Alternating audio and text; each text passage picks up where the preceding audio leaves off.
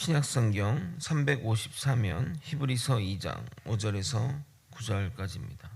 저와 번갈아 교독하고 마지막 절을 함께 읽도록 하겠습니다. 하나님이 우리가 말하는 바 장차 올 세상을 천사들에게 복종하게 하심이 아니니라. 그러나 누구인가 어디에서 증언하여 이르되 사람이 무엇이기에 주께서 그를 생각하시며 인자가 무엇이기에 주께서 그를 돌보시나이까. 그를 잠시 동안 천사보다 못하게 하시며 영광과 존귀로 관을 씌우시며 만물을 그 발 아래에 복종하게 하셨느니라 하였으니 만물로 그에게 복종하게 하셨은즉 복종하지 않은 것이 하나도 없어야 하겠으나 지금 우리가 만물이 아직 그에게 복종하고 있는 것을 보지 못하고. 함께 읽겠습니다. 오직 우리가 천사들보다 잠시 동안 못하게 하심을 입은 자 곧 죽음의 고난을 받으심으로 말미암아 영광과 존귀로 관을 쓰신 예수를 보니 이를 행하심은 하나님의 은혜로 말미암아 모든 사람을 위하여 죽음을 맛보려 하심이라. 아멘. 히브리서 저자는 로마의 탄압과 배교의 유혹, 또 유대교의 탄압과 회유의 유혹이라는 두 가지 위기에 직면한 유대인 기독교인들에게 위로와 격려보다는 진리의 말씀을 선포함으로써 그들을 바로 세우려고 하고 있습니다.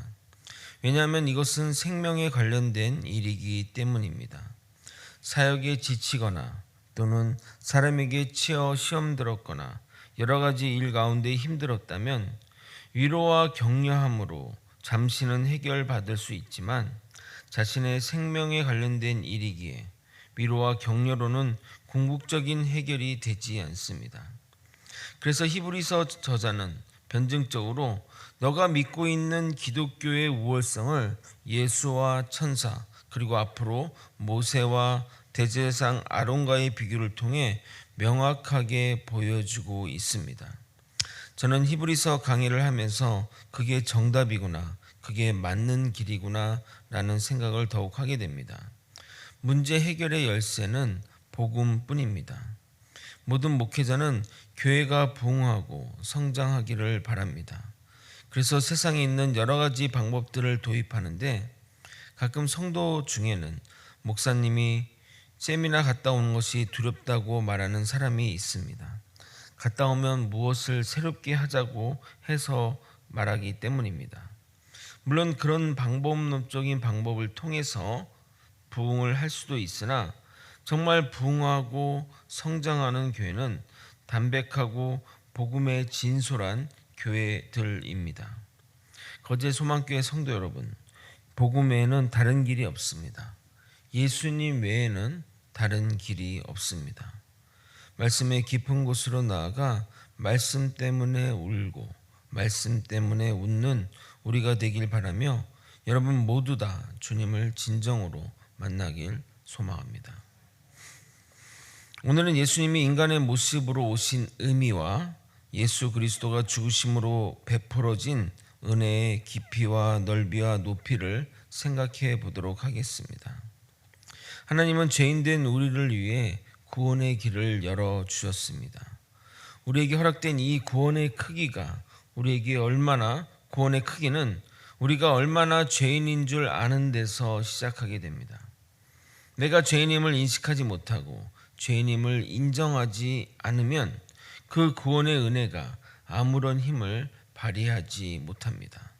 더 나아가 믿음의 출발도 하지 못한다고 보는 것이 맞습니다. 이 구원의 은혜는 우리가 얼마나 죄인임을 인식하는 데에 따라 달라지게 됩니다. 누구에게나 공평하게 행해진 이 구원의 은혜가 내가 얼마나 죄인이고 얼마나 예수님의 철저한지 원수였는지를 깨닫는지에 대한 차이로 커지고 작아지기도 하는 것입니다. 실제 사형수 가운데 극적으로 하나님을 만나는 경우들이 많습니다.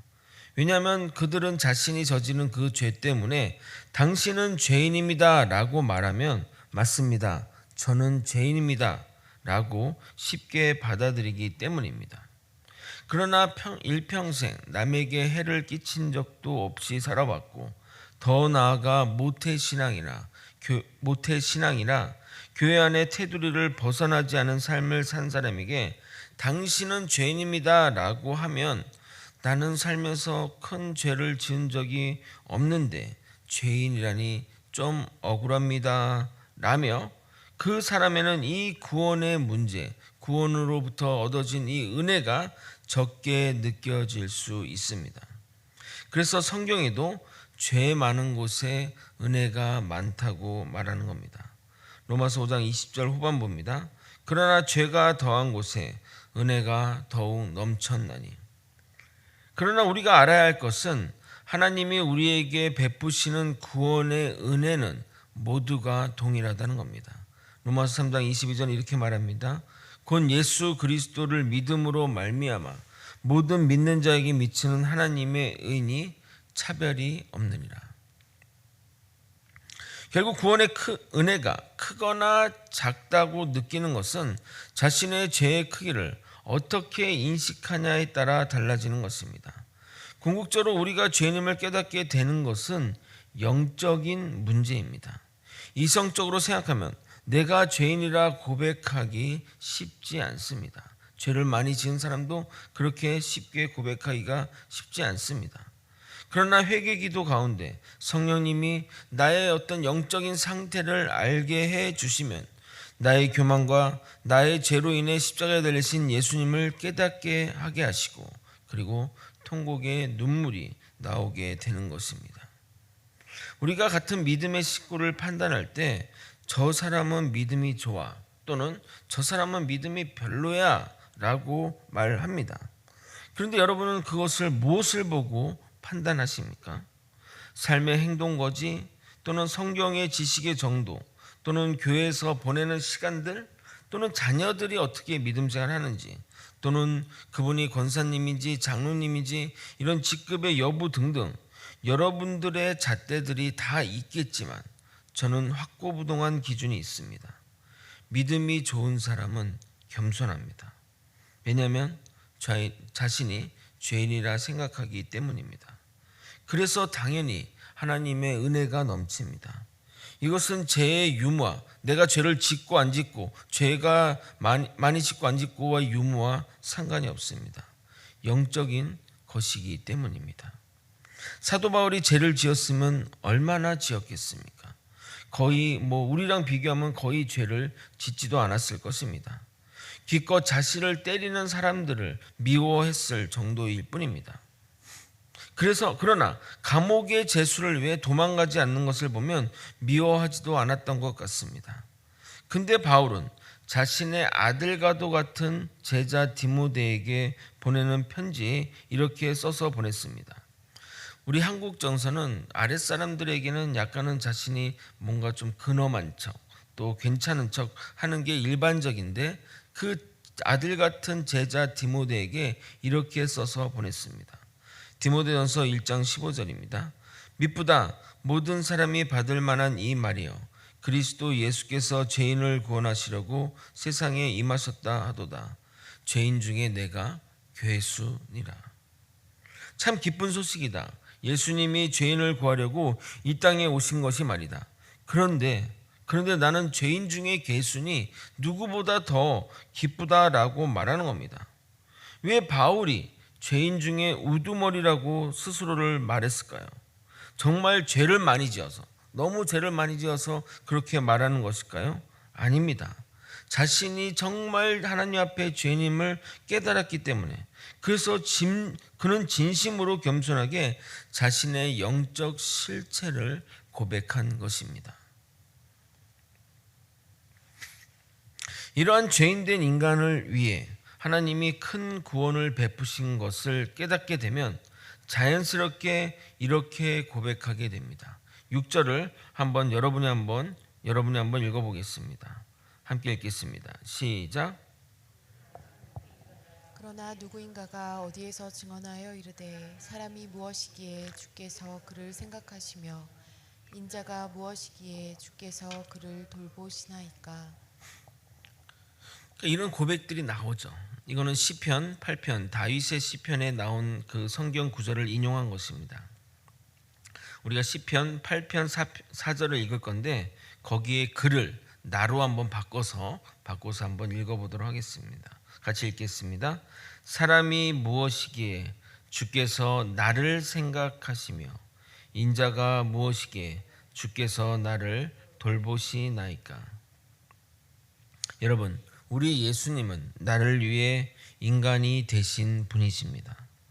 인간을 체험하러 오신 것도 아니고 내 죄값을 치르고자 인간이 되신 겁니다.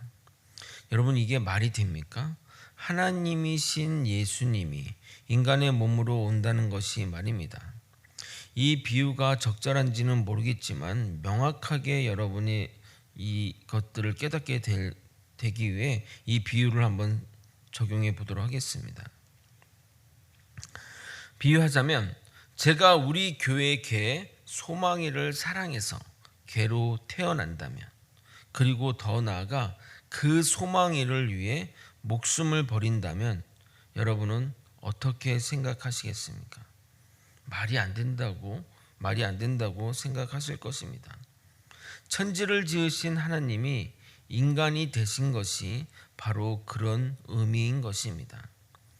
결국 인간이 되신 예수님은 영육 이원론이 말하는 인간의 가면을 쓴 것이 아니라 실제 인간이 되신 것이기에 잠시 동안은 천사보다 못한 존재가 되셨습니다.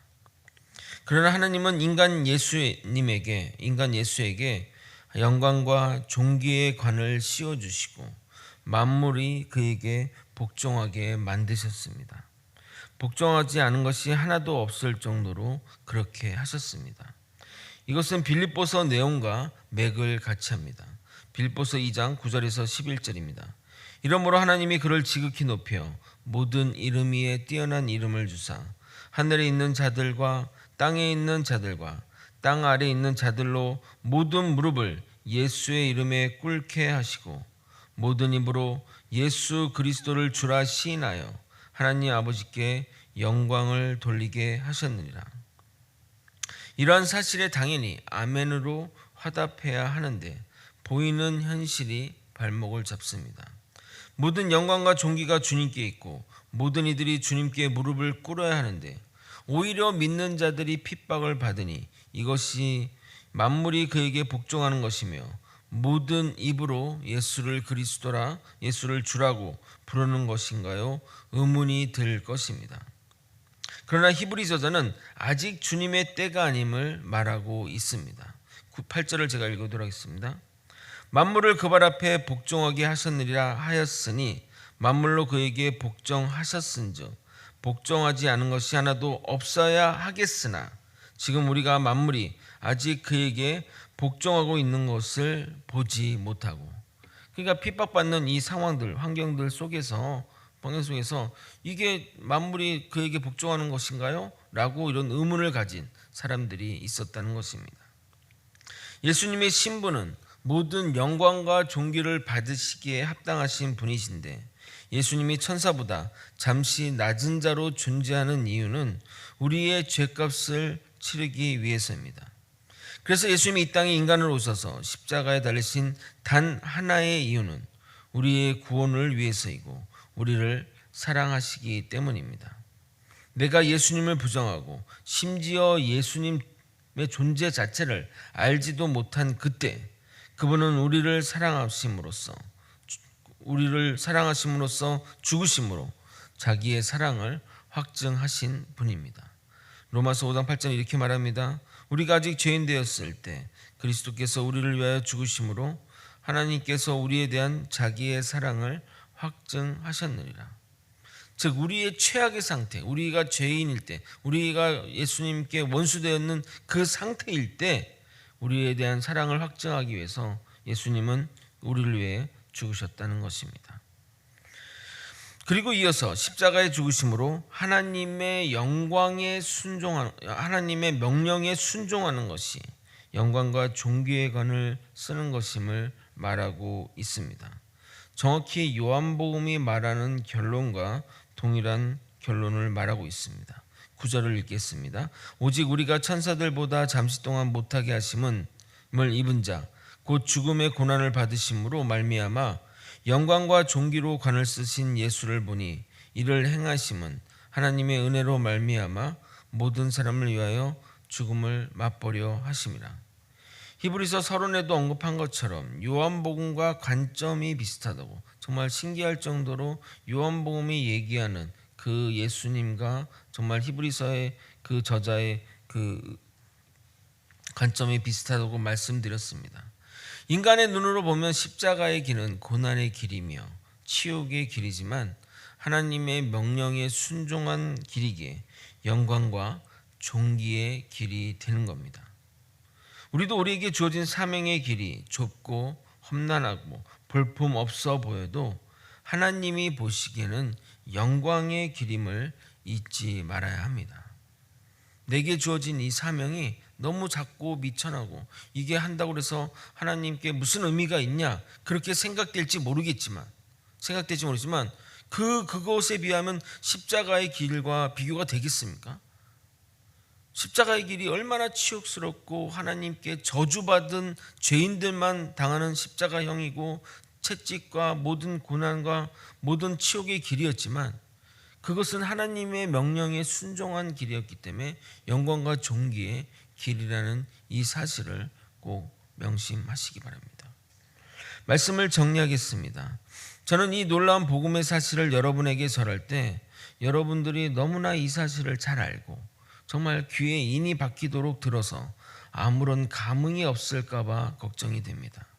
그 사랑의 크기, 그 우리를 향하신 놀라운 구원의 역사가 그냥 여러분의 마음속에, 여러분의 머릿속에 지식으로 남아있을까 봐 걱정이 됩니다.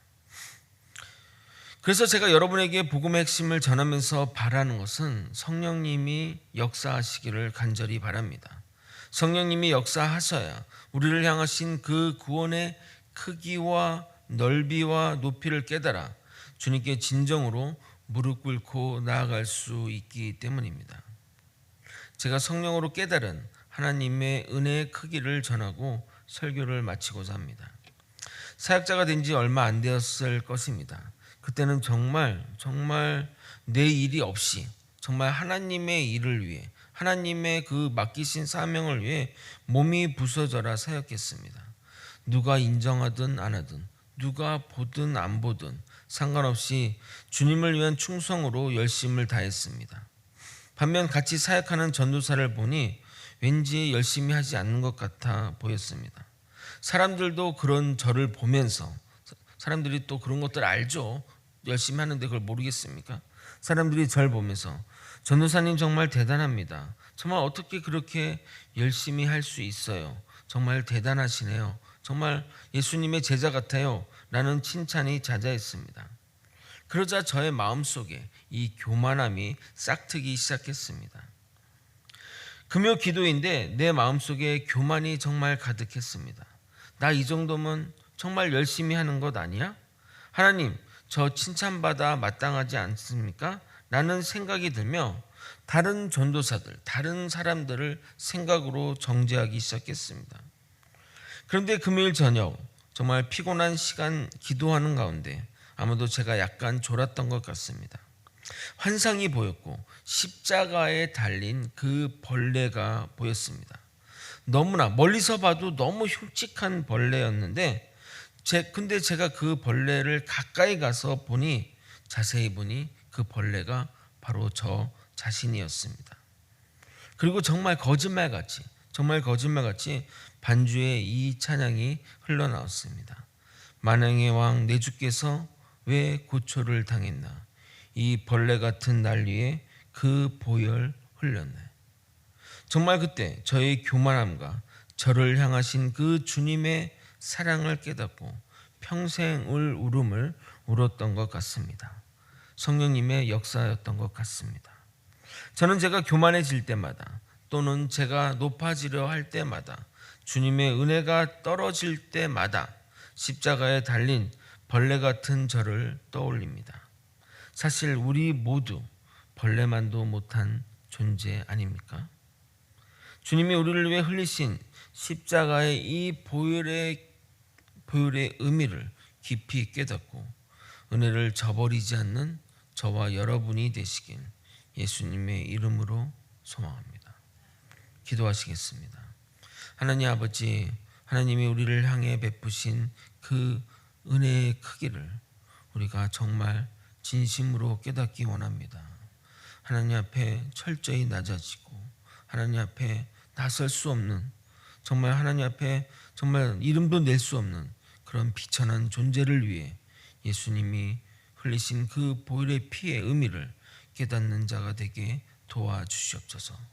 그래서 은혜를 저버린 자 되지 않고 주님의 사랑으로 또 주님의 그 능력으로 우리에게 맡겨진 사명을 감당하며 용서하고 사랑하고 하나님께 나아갈 수 있도록 이끌어 주시옵소서. 오직 우리에게는 주님뿐입니다. 주님만 바라보며 매일매일 평생의 삶을 살아가는 저와 여러분이 될 수 있도록 주님 붙들어 주시옵소서. 사랑이 많으신 예수 그리스도 이름 받들어 기도드리옵나이다. 주기도문으로 예배를 마치겠습니다.